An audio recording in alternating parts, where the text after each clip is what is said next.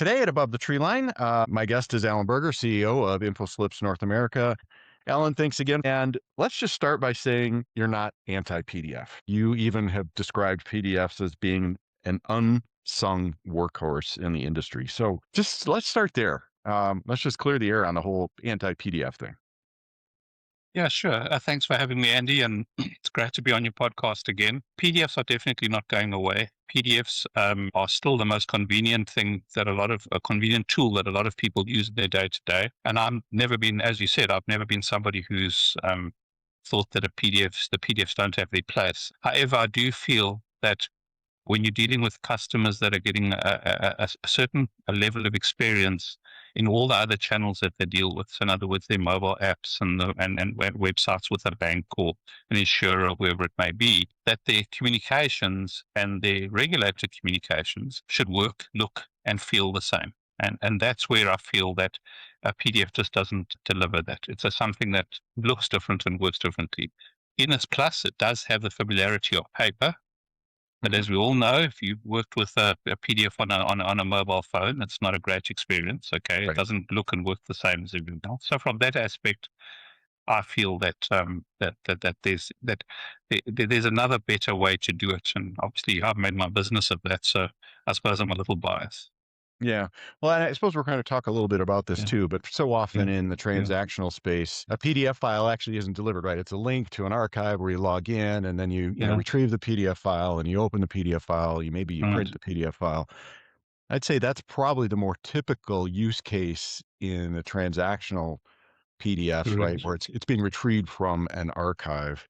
Um, so, you've talked a little bit about so I guess what are the applications or what are the things that you're seeing where companies are sort of have hit that wall? Like, where are the opportunities to sort of move beyond PDFs and, a digital paper, I guess maybe is the way that we think about them.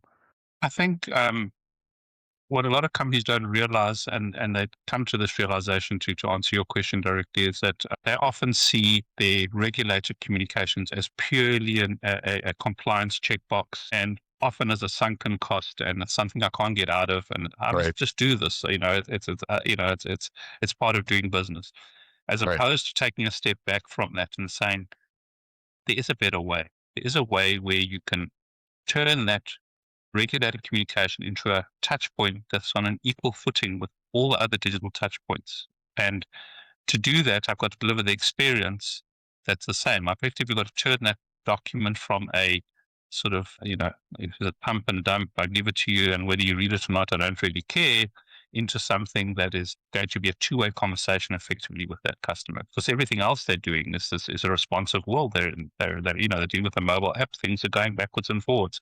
In a Right. document, there's no reason that that can't be exactly the same, and a continuation. Yet another tool in that company's arsenal when they go to communicate with their customer. They shouldn't see regulated communications as something that's not valuable to them, but as another tool, another quiver in the bow, what we call it, to to to address clients' needs.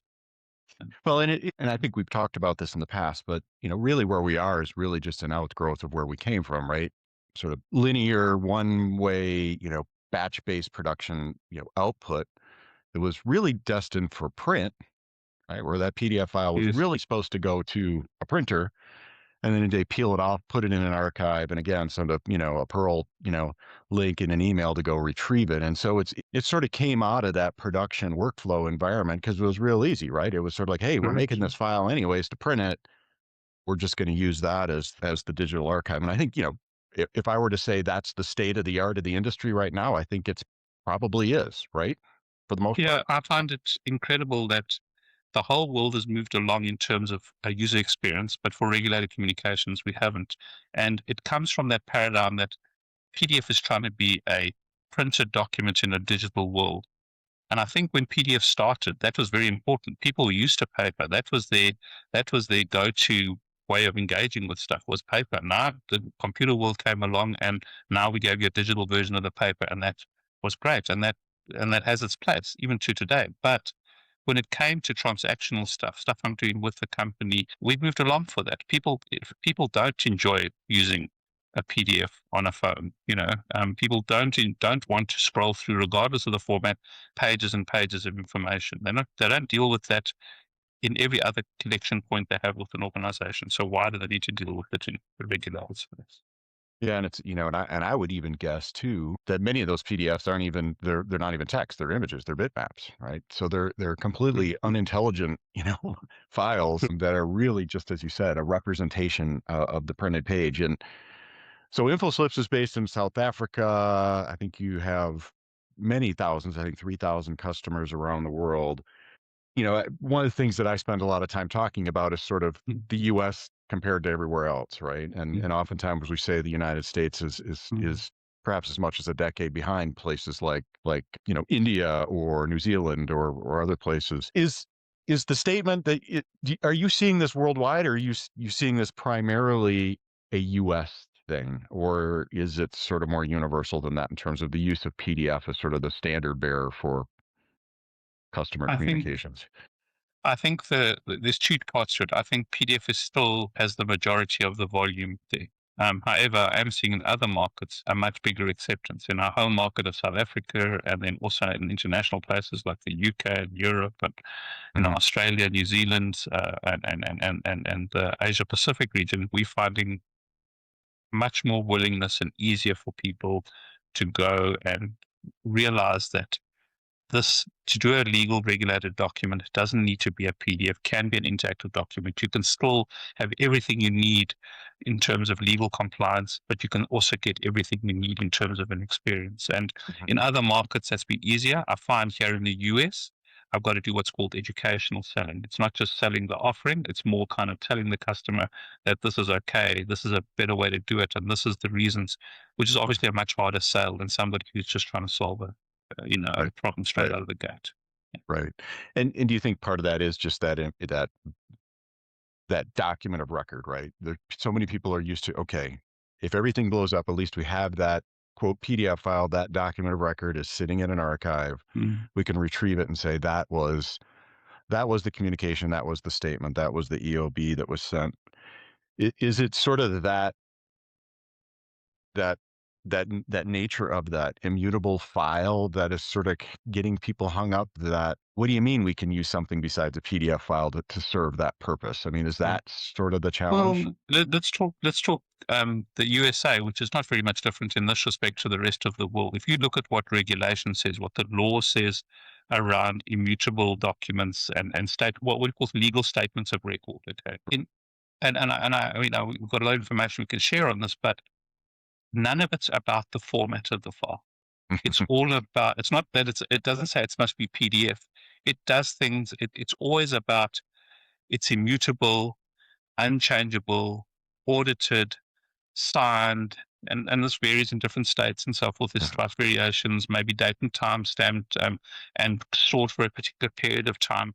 All the regulations go around things like that, and they don't go around that this thing must be a PDF. It's a myth that it has to be a PDF. PDF has been the easiest way, I would argue, in the past for people to do it.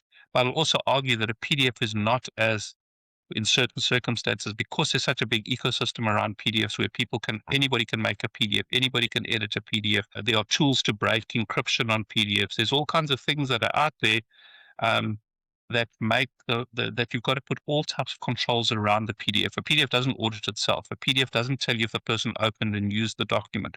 All these types of things you've mentioned before, you'd have to do by putting it in a portal or a Perl or something to manage it. That's all kind of jumping through hoops that you don't need to jump through, because it is totally possible to have a full interactive document that is a full legal statement of compliance document that fully complies to the law, and the same as and it can have the exact same fidelity as if, let me put it this way, systems can change. If I've got systems can change, so people can swap out things today. They go back to, as you mentioned, that PDF that's there because the PDF is there regardless of what else has happened, and we have it for the last 10 or 20 years. Well, that's true of a modern interactive document format as well. It can be a standalone document that put in an archive, can still have all this functionality and still comply. You know, Yeah. it's really interesting because I think there's a lot of people that interpret regulations the same way when it comes to print and mail, right? It Yeah, doesn't. The regulations don't really specify. I mean, there are a few that say it must be sent in the mail, but for the most part, it says written communications or in writing, right? It doesn't say yes, that it has to be printed and put in the mail. The assumption by the industry has been, well, because it doesn't say anything else, and when the regulations were written, the only thing that was available was print and mail. Therefore, we're going to stay there. And I think there's a lot of hesitancy from a risk, mm, from a compliance perspective that I think companies are just like, well, because we don't know, because the regulations are sort of fuzzy or at least need to be clarified, we're just going to stick with this. And I think some of that's going to be changing. I mean, we're seeing obviously some legislation that's going to impact that. I don't know if it's ever going to specify, it's going to be the same thing. It's going to say electronic delivery, right? It's never going to say, info but slips or PDF or anything. It's just going to say electronic, not paper. yeah, yeah, And Andy. But just to interrupt you, to come to that point about that people default to print and mail. Okay, it always amazes me a little bit. I think you should default to what the customer wants. And right? Yeah, so customers kind of go, well, if I don't know anything about him, I'm fine to print and just and drop it in the mail, and he'll get it. And they've defaulted to that, but that's not what's the law and as well the right thing to do and to deliver the best experience is to deliver. And I'm telling people things that we listen to this podcast that know this intrinsically. Give the customer what they want in the right. channel they want. Don't default. Don't just take the easy road out, which is usually the expensive road these days, by the way, is to default to print and mail. You can do a lot better digitally in a lot of cases and a lot of people. And then one other thing I'll say is that you can often deliver a richer experience digitally than you can with a print and mail experience, just because Yeah. of its very nature. Yeah. I mean, I know we're not here to sort of have that debate about print Yeah, versus mail, but I yeah, think there is a yeah. lot of times that the assumption is, well, to deliver a good customer experience, you need to have the option of paper. And I can't think of them right off the top of my head right now, but there are plenty of purely digital experiences that are quite excellent, right? CX can be delivered digitally. And, particularly we're going to get into AI here in a little bit, because I Sure. think that definitely plays into all this. But Mhm. so you talked about some of the limitations of PDF compared to the info slip solution. Is that just a matter of the specification or because, and it was really It's interesting when you posted, your sort of yeah, rebuttal and then the yeah, I'm not sure who from the PDF association said, well, but yeah, there's a whole kinds of stuff in the specification that nobody ever uses, right? sure. That's sort of there that's, you know, I think that the problem, never gets enabled. I think it's a, it's sort of a sweet and sour thing. It's very easy to create a PDF these days. There's lots of Yeah. tools and technologies to do it, but to create a PDF that is properly encrypted, that has got all the usability in it, that is audited and everything, you've got to do a lot of stuff to the PDF, and you've got to do a lot of stuff around the PDF to make it. Not some stuff you can't do. Your audit trail of when the thing was sent and who opened it and that kind of thing has to be done external to the PDF. To make a PDF usable, you need to do a lot of work on the PDF. Okay, I'm talking usable by anybody with any kind of ability. If you've got to tag it, you've got to build it properly. And yes, there's great tools to do it. And the format allows a lot of, in the actual intrinsic format, it's a very rich format that can practically do anything. But Yeah. you also find that sometimes what works in one browser with a PDF doesn't work in another browser with a PDF because whoever's created that viewer inside that browser has decided to not use all the features and functionality. I remember not so long ago, I could do a form perfectly in the PDF reader, the official PDF reader, which is obviously does everything in the standard correctly, but that same form inside a web browser just wouldn't work. Okay. Or wouldn't And it's print not, or, and it's not yeah, because of, yeah, and it's not because of the PDF standard. The yeah. PDF standard is rich; it has all the functionality. And I would argue in a way that if everybody implemented everything to the 100% of what the functionality would be, it would allow people who communicate to use PDFs more effectively. But today they Yeah. can't. They've actually nearly got to go for the lowest common denominator. Otherwise, what happens is that people not being able to use them and open them because of where they find themselves. And so coming back to the InfoSlips part of it, is that we're not trying to be the be all end all one size for digitization of paper or digital documents. We're trying to say when it comes to regulated transactional communications, all that stuff is just comes by default. It's nothing you have to do more. To turn on usability in our world, it's literally just a checkbox. Okay. You know, to make it responsive, They default responsibility. It works. Well, this is what on a mobile, as a tablet, and a desktop, because it's built that way. Not saying that PDF can't do some of that stuff, but they're not doing it because of what the aforementioned thing. So we just make it easy for the customer that they can concentrate on the experience and the template, and not on, not I work around this to make sure it works, in every device or every customer for every customer. Yeah, I wanna be real careful to not speak for Yeah, Duff Johnson, but I think he sorta yeah, echoed what you were saying. It's yeah, like, yeah, we yeah. we got all this great stuff.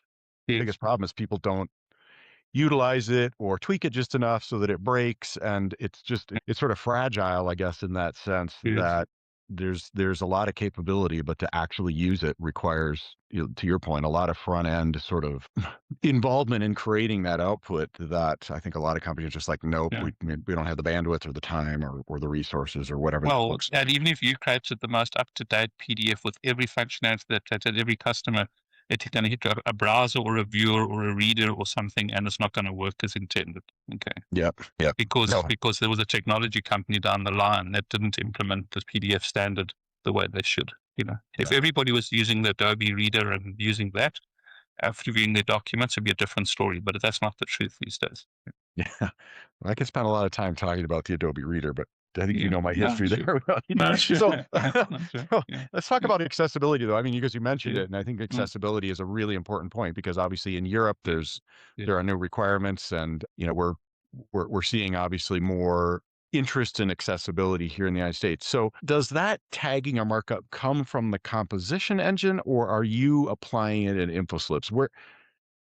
You say it's a checkbox, but sort of where does that come from? How is that was the structure of that communication? Where does It's it come it's from? it's because InfoSlip templates inherently have to be descriptive. So we're not saying there is no other way to build an InfoSlip if you do it with the tool Okay. to build something that won't work for. That's the first half of it. That won't work for compli sorry, for accessibility. But the other half of it is that there are great tools out there, including AI to dovetail, that can, and we employ them quite richly to do things like, read a document, to do font size changes, contrast changes, and to remember those settings without having to have third party. Because from the user's perspective, to read it, if you're in a browser, you click the little icon that says for usability, you select your options, and it remembers that. But when we built the document, we didn't have to explicitly go and work up every single dose. We just had to build it to the standard. And because we have one standard, we don't have multitude of options. Mm. In most cases, it just works straight out of the box. And has that been tested in Europe in terms of compliance, and Yes, it's working as expected from a yes, for regulatory sure. perspective? And in fact, we also have audit tools built in, that will look at what we've done and actually help the customer. And I say audit, not like in tagging of a PDF. It's just basically saying, hey, you know, just don't do this in your doc effectively right at the build time, to Mhm. make sure you get the right thing. So the InfoSlips, I guess, file format is effectively Yeah. HTML, CSS, sort of industry standards under the hood, or is it something totally different than that? So it's a file. So first of all, I don't want to get into this thing. You know what Yeah. remember the scary era of sending HTMLs attached to emails, okay, Yeah. and all the security risks and things that those came up. Right. We're not in that world, okay. Let me first state that we we take all the digital assets, which include some HTML and CSS and industries type technology, and we encrypt that, compress it, and put it into a file. The file is there to be the statement of record and unchangeable, but the user never deals with that file. With a PDF, you send a PDF to a person in a lot of cases and they deal with a PDF. In our world, the customer effectively sets let's say it's a bank. They log into their bank, they've got to view their statement just appears and it's right there. What happened in the background was that the system went and found the file, made sure it was the right person, authenticated, decrypted, streamed it to the user, and they used that particular, and they have the view of it. They hit their save button or print a PDF, they got an option or print it out. That's fine, but they never need, the user doesn't have to deal with the file. But we've got the file so that we have that legal statement of record, and so that we're not reliant on third-party systems. We're not talking back to databases of the customer to give some kind of interactive view. It still has the same fidelity as any other kind of legal statement of record file, like a PDF. So it is a container in the sense that it has everything it needs to Yes, render that correct. file Yes. now and forever, as long as Yes, but we're not shipping that container to the end user and having the user have to have an app like a reader or anything like that. You have a web browser, you're in business. Okay. The biggest thing we have to do in our standard is detecting the version of the web browser and gracefully scaling back the features for very old browsers. That's about the only thing we need to do, and it's maybe a little bit, you know. well, let's talk a little bit about then about, I guess, security, right? Yeah, sure. Yeah, Obviously, that's a big concern. And if you were to ask any big enterprise, they'd say yeah. security is probably their single biggest worry. And I think from a consumer perspective, I believe it's authenticity, right? So it's how do I know that what you sent me is real? What does that look in your world in terms of, you know, measuring, analytics, everything that's sort of outside of the communication, all the other things that are happening in terms of data that the enterprise might be looking for or having access to say, hey, Alan opened it, he did this. What does that sort of next layer look like? I think the first thing to, and not to hit on PDFs, people build a lot of stuff around PDFs, as we've spoken about, to deliver security and compliance and auditability and Right. maybe some analytics in terms of not analysts who did something in the PDF. You have no, there's nothing there, but maybe you had a link, and if you clicked on a link, you assume the person opened. So there's a lot of stuff built around a PDF in our ecosystem. That's all one. The way the file's built, the ecosystem to manage, and everything's all one. They were built together. They weren't built. We didn't plug in a file format into our workflows and process. They were built together. What does that mean? Well, that means that we have really great controls on encryption, on keys, and who's authenticated to use it. All this kind of stuff that's a modern technology stack would want in terms of security. Behind the scenes, you want to know that this thing's encrypted. Nobody else can open it. That only the right, you're only authenticating with the right person. That is fully audited. All those things are done by the platform by default in conjunction with the file that those files and templates that have been created. So from that aspect, I would argue a PDF is not safe by default. You can make a PDF safe by doing the right things, having the latest standard encrypting, etc. Being in an ecosystem of infoslips, plus a more modern file format without any of that legacy that you have with PDF, you know, means that we only have one standard effectively. It's Mhm. encrypted with all the right stuff. It has all the audits and controls around it. And it's a lot easier to prove that something hasn't been tampered with. It's a lot harder in the PDF's case because there are so many ways to deal with a PDF and so many ways to create a PDF and so many tools to work on PDFs, Right. even ones that are already composed and out there, that it becomes a lot harder to govern than it does an InfoSlip type format. You brought up the term compose, and because I Yeah, had a note here. yeah, Where, let's say you're a service provider, right? And yes. you have been doing, you know, producing PDF files, putting them in an archive for clients for years.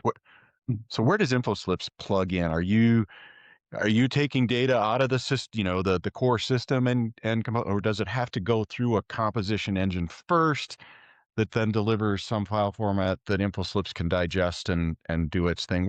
Where do you sit in that workflow? And I'm thinking about it specifically from a print service provider perspective, but it Yeah. could also be in the enterprise too, right? It doesn't necessarily need to be in a. Sure. So we sit in two places, two ways, but let me start with the most common. The most common is that we live in the exact same workflow than any other CCM provider or PSP does. What I mean by that is that there's data sent to our system. That data might have to go through an ETL layer to make it usable by our system Mhm. because what you get from customers is not always Yeah, I mean, usable it could be regardless of the could be platform. an AFP file coming from who Yeah, knows yeah, where, right? yeah. Yeah. So it could be flat files, CSVs, Excel files, XML files, AFP, PDFs, whatever they may be. You're getting all kinds of stuff from customers. We go through an ETL layer the same as any other service provider would do, and we end up with a set of a data. In our world, we like JSON. That's what we use, okay? But effectively, everything gets distilled into a JSON, and JSON gets fed into our engine, which then marries the JSON data with the template, with the content management stuff into a template. Very similar to where a PDF would take data and have a template and marry it. The only difference is, and I think this is the critical difference, a PDF tries to drive that composition of what it's going to look like at the time that it's composed. An InfoSlip is a little bit different. It's saying, here's the data, I'm going to put it in this file. Here's the instructions of how to render that data. here's the rules, Right. how to render that. What does it mean? When I open it on a mobile, the rules go, oh, the rules are when I've got this kind of size screen and this thing, this is the way I just do stuff. If I open that same document on the tablet, the rules specify it to be open. The file is never changing; it's immutable, but there's rules inside that document that govern its display and the way it looks. So so there's the same composition, and then there's the same. I take that file and put it in an archive or a document store. So I put it in some kind of historic archive, document store, or document management system. We have Mhm. exactly the same step in the workflow. And then from there, we have the exact same. We want to notify somebody. I want to notify somebody that the document's available. I send them a text message or an email or a notification. So, and then there's the thing about it, and then maybe different to PDFs. When people open and use their documents, we know who's opening it, and we can do the analytics of where people are going. So the workflow looks very much the same. Lastly, just quickly say, in some cases, we don't do the full workflow. In some cases, we go into an existing PSP or CCM provider or customer where they've already got tools and they don't want to sort of upset the whole apple cart. And Right. they just plug in our little engine to create so they use their ETL, their data flow. When it comes to composition to create this interactive document, that's when they send us what we need. And then the document comes out and they put it in their document management system, and then they use their notification engine. So we sometimes work in that scenario as well, where we're plugging into an existing infrastructure and not being an end-to-end communication platform, just being some part that brings interactive documents to capability to an organization, to a PSP or a CCM provider. Yeah. Yeah.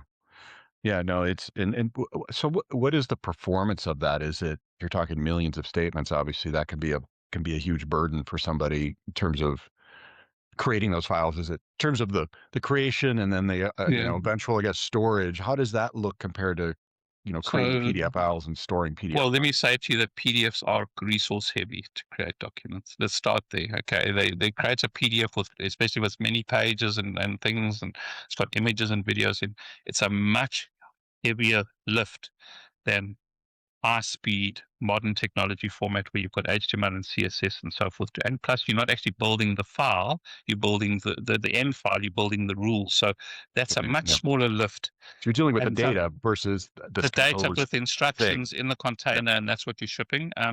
Sorry, and then the other thing for me is that that file that gets produced on average in our world is about 25% the size of an equivalent PDF.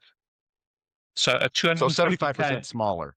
Yeah, so effectively a Okay. 250, so what, well, let me do another way around. A 1 meg PDF, if you were shipping that or using it, usually have around a 250K info slip. And not only is it will give you the exact same representation as paper, it also can give you the Yeah, interactive, the drill through, all that kind of stuff, including, which we can't get into the detail here, maybe, including things like video. People often don't believe it that I can include full interactive video inside a statement, make it quarter of the size of the statement that doesn't have it. So the format is, so what does that really mean for throughput and high volume? It's faster, it's less burden. If you had to take two CPU setups, you used a lot less resources to create an info slip than you do for a PDF. And so it's a lot faster. You have much bigger throughput generally for the same given hardware that you throw at it. Yeah. that's interesting. I was not aware of that. And that file Yes. storage is a big deal, particularly if you're a large enterprise that's producing, Yes, for sure. tens of millions of communications potentially per day, right? Yeah. Um, you talked about the ability to open the file and be able to see who can look into the file. Yeah. Let's talk about AI and let's talk specifically about agents. Yes. So there's a lot of conversation about sort of what the future of customer communications is going to look like. Yeah. And it's, lots of pontificating about the customer experience and who's going to own that. And Mm. sort of my view is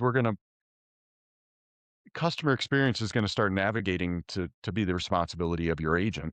And the company that you're receiving communications for, their responsibility is going to be to deliver communications that that agent can digest and do something with. How in your world is it just going to be just another, hey, this agent came in and looked at your archive of, say, the last 2 years of statements and did some math and said, hey, Alan, spending too much on, Um, whatever. I don't know. What's the that way going I'd to look answer like? the way I'd answer that is in a short, medium, and long term view of the world. Our short term today, we have the ability to have an in-document agent that can answer questions. We recently expanded that to have an MCP that can also, so from an MCP server can talk to our MCP server and get to the information So I inside can of look at your it. archive. It could say, hey, here's everything Exactly. you've done with us in And, the and last and that stuff whatever. we have today. And what's important, remember, I kind of mentioned that we have a document that has the rules and the data. So we're in a much better position to pass data to something, okay, that doesn't want to maybe deal with the composition and the view, but more, oh, I'm going to create my own view. So that the short term, that's what we're doing today. Um, Hmm. the medium term is to provide that on a more um, allow agents to how would I say this? Allow agents to go into those files and also to pull out certain parts of those files for view. Okay. Hmm. The long term view is actually to modify those templates because we already have a template with rules. Those rules are more not now how do I just view it? Those rules are more how do I give an agent that's asking for information the right data and the right assets to be able to create an inline experience for that customer. So in other words, the UI that the person uses builds in real time based on their need. If I and it will I'll take an example. If I just want to see my balance of my last three bank statements, I don't want to have to see three bank statements. I might Right. just want to see a new little UI that says January, February, March with the balance. That's a Right. mini little UI that I want to see there. Maybe I also, because lots of data, maybe I want a little sort and filter, or maybe I want to be able to see a little graph of it.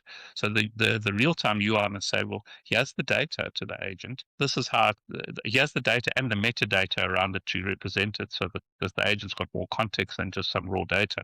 And effectively, that can then use that information plus the metadata to render a real time UI to the individual. That's Mm. really exciting. But but It's the stuff we dream about, I right? just want to come back to and Yeah. that's in our roadmap, and that's what the Right. stuff we keep, that's what we're doing at the moment. But I want to come back to the thing that behind the scenes, until the law changes and whatever, there's still an immutable file that didn't change one byte from the day it was created to have that illegal statement and bedrock. But because it's a better file format, it can enable this kind of agentic future, or AR future, or with just-in-time UI, just-in-time experiences. And I think I'm talking about from the CCM or customer communication side. I think we're just going to be one cog in that. I think the whole world's going to move to this just-in-time, and has in some cases. If you guys are using ChatGPT these days, I can buy stuff on ChatGPT now. The Right. UI of Amazon, I don't need it anymore effectively, or the UI, whatever, it's all happening there inside my, yeah. Well, I know you've probably seen I'm starting a series on Mm, WhatsApp and, somebody said, "Well, what about mm, RCS?" I was like, "Oh yeah, okay, we got that." But, yeah. you're not tied to a delivery channel, right? You could No, show up in a WhatsApp message or a text message or an email, or I and we suppose you could do show up as a QR code on a piece of paper too, right? all of those. Yeah, the short answer to that, yes, we deliver via messaging, WhatsApp, email. That we do today already. I think what will change is that today, if you're in WhatsApp and here's your bank statement, here's your latest bank statement, click on it, you get the bank statement. In the future, it's going to be, well, why not have that chat that we have? You talk to it, and I just get the part of the statements that I Yeah, want. just tell me how much did I spend at, McDonald's last month or whatever. Exactly. Yes. Yes. Yeah. Horrible, horrible, horrible example, but hey, for some people, I No. suppose that's a thing. So, what about the regulatory test? So, has the InfoSlips platform sort of been pushed up against that from a legal perspective? And I'm specifically thinking in the U.S. market, where banks, financial services firms, finance companies, they're super risk adverse, and they want to make sure that they are, not only following the law, but are mitigating any liability they might have. Has the info system sort of been tested in sort of that arena? So we have been tested, but not in the US yet. I'm thinking of Up specifically like digital signatures, right? For a long Yes, time, yes. digital signatures. I'll mention a very interesting use case. It's a big insurance company, worldwide insurance company. They expect the head office is in the US, but we had them, and they had this thing where they had a big corporate policy that they'd done many amendments to over the years. I think it was over a 10-year period. At the end of that 10-year, the customer had a claim. Something happened, they had a claim, and the insurance company denied that claim. Um, and they the And they denied that claim on the basis that there was a term, and that there's certain terms and regulations that they had in the policy that was subsequent to when the policy was issued, had changed. So the terms of the policy had changed. And even though they had the latest policy and they had this, they couldn't prove that the customer had, that they had communicated effectively to the customer that change, and they lost the court case. Mm. They were forced to pay the claim, and it was purely on the fact that they couldn't, and they were using PDFs. So, and it wasn't the PDF's fault, don't get me wrong. It Sure. was the process and everything around the PDF. They've now moved into our world where not only can we say we know every piece of communication that went out, but we know when where the person spent their time. That we can even ask them we ask them a literal thing to accept terms when they open a document and record that. So from that aspect, we have that's one example of something in the legal space. We've also, in every market we go to, we really study the law and get a legal opinion on what works. And so that's why I know definitively here in the US, it's not about the format, it's about the controls around the format that are important. Yeah, I mean, it's, I think it was, again, I mentioned digital signatures, and it was, they Yeah, had to kind of go through a lot of iterations. Finally, everybody goes, yep, you can buy a house now, never sign a piece of paper, yes, right? It's all digital. sure. So, Yeah. um, we're definitely moving in that direction. So we talked a little bit about customer experience, and I thought before we wrap up here, I want to just touch on that. Customer experience is a big deal. It's I think for most companies, it's a leading strategy right up there with security, right? We got to Yes, deliver because it's correct. table stakes, right? Where are you seeing an improvement in customer experience, specifically in those measurable things like MPS and other stuff? Where companies are implementing info slips. I think I want to take one step back from CX and say what CX looks to us when we get to a customer is often what they call digital transformation. And those have CX projects linked to them. And often we see the dollars being spent there on their mobile apps, websites, maybe call center, and maybe some process automation. And there's probably a Yep. few more.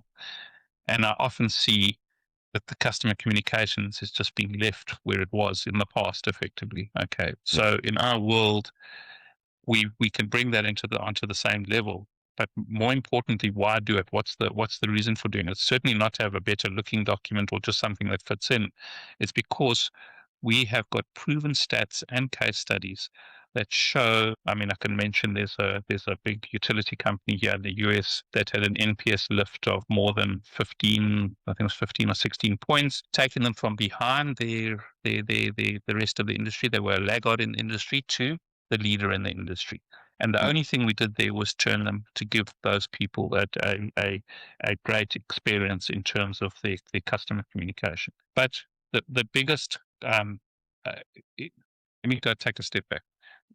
One of the things that I don't see people do with documents, they don't often design documents for outcomes. Part of our and I haven't spoken about it today, but perhaps more important. I hope that all the technology guys at Investors aren't listening to this podcast.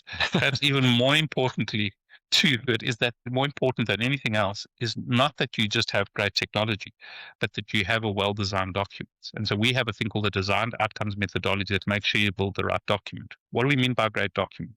Number one, it must add value to the recipient above everything else. Because if I value it, I will engage with it. If I engage with it, I will do maybe what the company wants me to do, whether that's pay something or whether it's help myself in terms of getting this information instead of calling Right. a call center and those type of things. So Right. we make sure we build documents with designed outcomes. In some cases, we're lucky to get the as is measurements and then afterwards see the measurements afterwards. But we typically get a 28% drop in call center queries, as an example, or north of that sometimes. And why do we get that kind of drop in call center queries? Not because the customer can help themselves. They can Right. That progressively find self-service information, drill, access. watch Yep. the video, Yep. whatever it may be. We see, you irritate a customer enough when they get upset, you're making them ripe for a competitor to come in and take them out. So there's also this reduction in churn. If what I'm doing with the customer in terms of communication is just more of the same that I'm doing in my mobile and web and it's all smooth and flows well, then I don't even become top of mind. But if I've been struggling with my 20-page insurance policy document to figure out if my daughter can drive my car, instead of just asking the document and talking to it or having it in an easy place, well, next month when my policy is up for renewal and somebody else is offering me something, I'm just that little bit more inclined to go there. So we see the long way around of saying we see it helps with churn, we help with net promoter score, we see it help with um, reduction in care costs for the customer. Sometimes it even does translate to reduction in paper and mail. Why? Because not because the one is better than the other, but because the customer gets is now got a reason to change. The digital experience does more than the paper. Where Right. today the digital experience often doesn't exactly what the paper does, and you can argue it's actually harder to deal with in some cases because I need to, But now if you've got something that is digital that does what I need to do, I can help myself, I can lodge inquiries, I can drill through to get more information, I can watch a video, well, then that's something more likely to that I want going forward than the paper. So it becomes because it services me better than the paper does, which is not the truth of any other scenarios these days. The digital paper, the PDF, and the printed document are usually equivalent in a lot of ways. Yeah, it truly is that enabling that dialogue, that interaction, Yes. Yeah. not even just between the end user and the company, but the end user and the communication, which is really sort of Yes. fascinating. Turn documents into conversations or turn transactions into conversations. That's really Right. what you want. And you have a new term for that what's it, AIXM? Is that what it is? Did I get that right? Yeah. It's a sort of own homegrown term, I suppose, in a way. But AI experience management is um, it encompasses a little bit of what we're doing already in the AI space. Okay, we want to say a little bit the in-document, the MCP servers, the in-document the bots, chat bot, as well as we've got some. They're all under a brand name called Acorn, Infosys Acorn, but we've also got a thing which helps developers integrate, and we've got another compliance one that we have already. But the AIXM is really that vision that we spoke about earlier, where we're moving to that next future of where you're getting the interface that you need. It's a just-in-time interface, like sort of like Yeah. just-in-time manufacturing. Instead of having the interface all pre-designed and 100% vetted, you've actually established the rules very strictly and the parameters very strictly, but the visualization of it you have left up to the within those rules to the AI, and that's the AI experience management. And there's a lot of things in there: personas, hyper personalization, digital twins. We could go on forever here. A Well, very fascinating one is a digital twin. We're looking at building a digital twin of every customer based on all the communication that goes in and out, and then using that to how you customize that communication at the time it goes out the door. yeah, we'll have another podcast on that because that's something I'm really Yes. interested in as well. Yes. Yeah. So, Sure. Alan, this has been an amazing conversation. We've covered a Thank ton you. of stuff. I just wanted to, yeah. Yeah. Um, is there anything that we missed or anything that you want to sort of highlight before we wrap it up? Yeah. No, I think no, I actually think we covered pretty much, in all the different points. There's a lot more I could say. Um, but for me, I would just love, I think the biggest thing is that one of the things we can do is we can start when you move to the interactive document space, you can start appealing to other parts of the business that you maybe didn't before. Often you find that regulated communications were the workhorse sitting somewhere in some kind of operational area of the business. The marketing, the sales, and those kind of people didn't see that as any business of theirs and didn't see it as any value in their world. Okay. Mhm. And we, in our world, we often bring in those parties together. We often bring in those marketing and people, and now getting them excited that here I've got a push medium, which we haven't spoken about. Everything else, working an app, going to the website is I need to, I need to take the incentive and go there. Right. Regulated communications are something that has to be pushed to me. And when you've got the person's attention, if you've given them value and they're going to keep and they get engaged with it because you've given them value, it becomes such a powerful thing for the whole organization, not just for the back office regulated guys. No, I think that's an incredibly important point because so often Yeah, what I find, yeah, particularly service yes, providers, their view yes, is what they've yes, always seen, which is the output from the business. yes, That's our opportunity. I'm like, no, there's a lot of other stuff going on in the enterprise that you have never seen or likely yes. have never touched, but you could Uh, be. And I think yeah, I that's mean, we often go to meetings and we're introducing the people from two sides of the business to each other, from the right, same business. right, Because the right. operational guys never had a reason to be in the same room as the marketing guy. Maybe once before because they changed the logo and maybe some colors. Yeah, but no other real reason. Yeah. Yeah. And that was back in 10 years ago. We haven't, so we haven't seen each other since then. Yeah. So, Alan, what's the best way for people to learn more about InfoSlips? I presume we'll give my contact details at the end of this podcast. Just reach out to me directly through our website. But yeah, or info@infoslips.com. But Okay. yeah, probably just through the details for this podcast. But All right, great. Well, I thank find me you. on LinkedIn. Yeah. So Find you on LinkedIn. Yeah. Or great. Well, thank you very much, Alan. I really appreciate it. thank you.